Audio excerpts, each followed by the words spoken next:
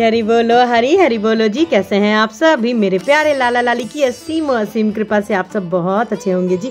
आशा करती हूँ आप सभी मेरे प्यारे लाला लाली की सेवा में मगन मस्त होंगे, इनकी कृपाओं का लीलाओं का आनंद हर पल हर क्षण ले रहे होंगे। और सर्दियाँ बहुत ज़्यादा हैं तो लाला लाली का बहुत अच्छे से ख्याल रख रहे होंगे जी। तो खरमास के ख़त्म होने के बाद में संक्रांति से अब जो महीना आने वाला है, बिल्कुल कार्तिक के महीने की तरीके से ही ये महीना भी मेरे कन्हैया को, मेरे नारायण को अति प्रिय है।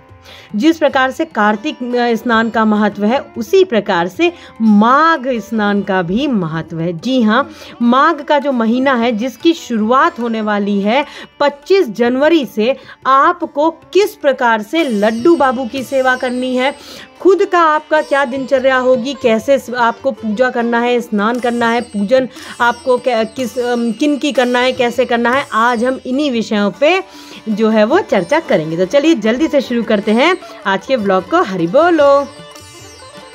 माघ के महीने से जितने भी मांगलिक कार्य होते हैं वो सारे प्रारंभ हो जाते हैं। पवित्र नदियों के तट पर मेला लग जाता है और सूर्य भगवान की उत्तरायण होने लगते हैं, जो कि धीरे धीरे ठंड भी जो है वो कम होने लगती है।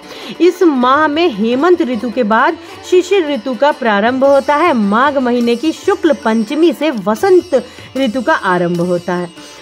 जो मघा नक्षत्र के कारण इस माह का नाम माघ मास पड़ा है।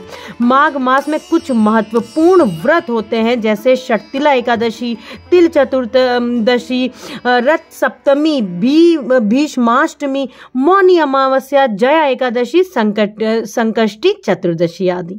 तो इनमें से आप देखिए, अगर मैं आपको शुरुआत में ही व्रत का बता दूं, आप बहुत सारे लोग पूरे महीने का व्रत उपवास रखते हैं, जैसे कि कार्तिक में करते हैं। यदि आप पूरे महीने का ना रख पाएं, देखिए, तो आप अपने क्षमता अनुसार, जो आपकी जितनी सामर्थ्य है आपके शरीर की, आप इनमें से 2 व्रत रख सकते हो, जैसे कि एकादशी का व्रत रख सकते हो। आप पूर्णिमा का, जो कि माघ पूर्णिमा पड़ेगी, जो आपकी पड़ेगी वो फरवरी में पड़ेगी, आप उसमें व्रत उपवास रख सकते हो, जो कि बहुत ही ज़्यादा माघ का जो महीना है मेरे लाला को अति प्रिय होता है जी। अब माघ महीने का जो महत्व है मैं आपको बता देती हूँ। माघ मास में कल्पवास का विशेष महत्व है। माघ काल में संगम के तट पर निवास को कल्पवास कहते हैं। माघ मास में जहाँ कहीं भी जल हो तो ऐसा माना जाता है कि वह गंगा जल के समान पवित्र हो जाता है।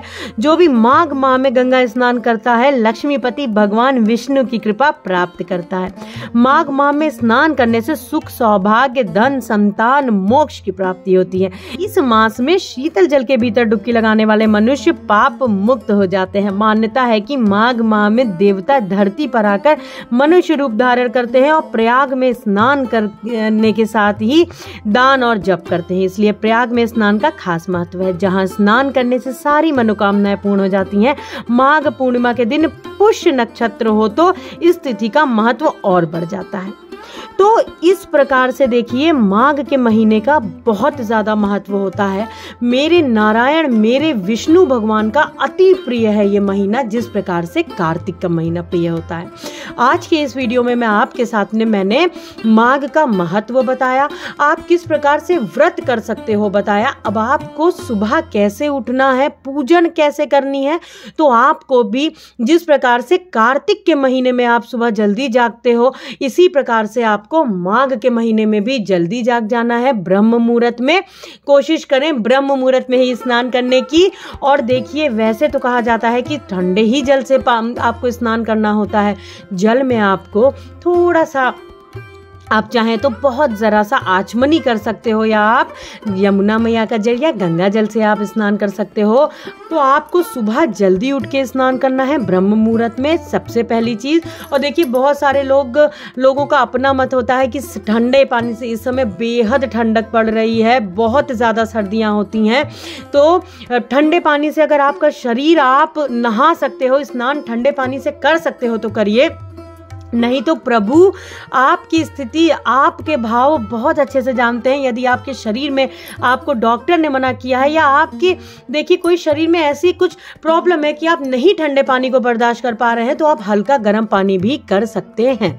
और फिर बात आ जाती है, देखिए हर चीज भाव की होती है। प्रभु प्रेम भाव के से रीझते हैं, ना कि आप जितना भी तप कर लीजिए, ठंडे पानी में बैठ के तप कर लीजिए और भाव ही नहीं आ रहा हो, तो ऐसे स्नान और तप से भी कोई आपको फल फिर ऐसे नहीं मिलता है।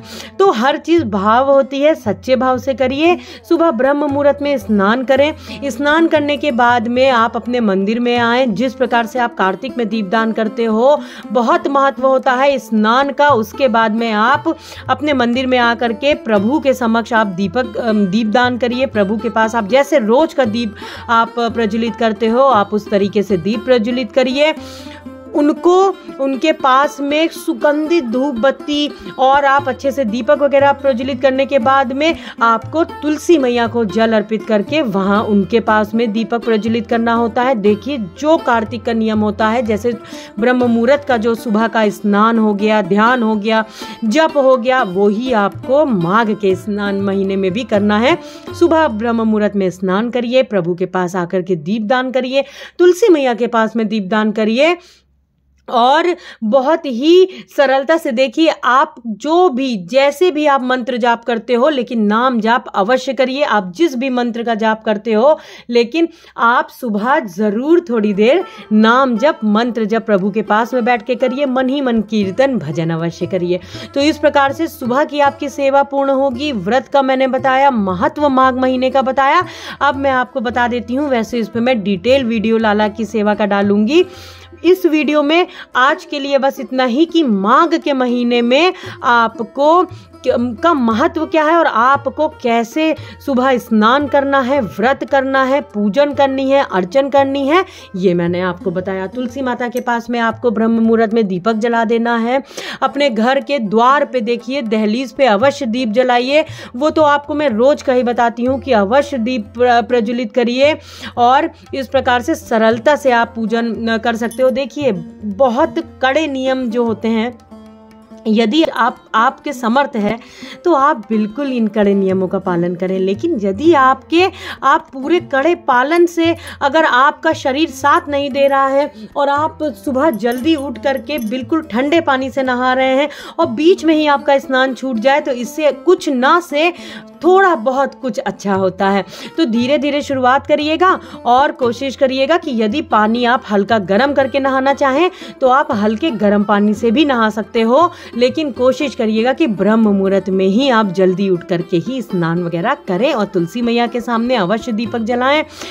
आपको प्रभु के पास जरूर दीपदान करिए। आप जप माला जो करते हो करिए, कीर्तन आप मन ही मन करिए। और इस प्रकार से आपकी सुबह की दिनचर्या जो होगी वो रहेगी। माघ के महीने में आपको जो पूजन अर्चन करना। और एक चीज, आप माघ महात्म्य जो होता है, जैसे कार्तिक महात्म्य होता है, माघ महात्म्य की भी किताब आपको मिल जाएगी, आप वो भी ले सकते हो। अब भी पढ़ना शुरू कर सकते हो, जो कि आपकी माघ पूर्णिमा तक रहेगी। तो इस प्रकार से आपको पूजन अर्चन करना है। 26 जनवरी से 24 फरवरी तक का जो है वो रहेगा माघ का महीना। माघ के महीना मेरे नारायण को अति प्रिय है। इस प्रकार से आपको सुबह जल्दी उठ करके पूजन करिए ब्रह्म मुहूर्त में, और देखिए भाव से करिए, प्रेम से करिए। प्रभु बस प्रेम के और भाव के भूखे हैं। तो इस प्रकार से आज के लिए बस इतना ही। मिलते हैं अपने दूसरे ब्लॉग में बहुत जल्दी। और दूसरा जो व्लॉग होगा वो मेरे लाला लाली की सेवा का होगा कि माघ के महीने में हमें लड्डू गोपाल की सेवा अर्चन पूजन किस प्रकार से करनी है। तो आज के लिए बस इतना ही। मिलते हैं अपने दूसरे व्लॉग में बहुत जल्दी। हरि बोलो, हरि हरि बोलो, राधे राधे जी, हरि बोल।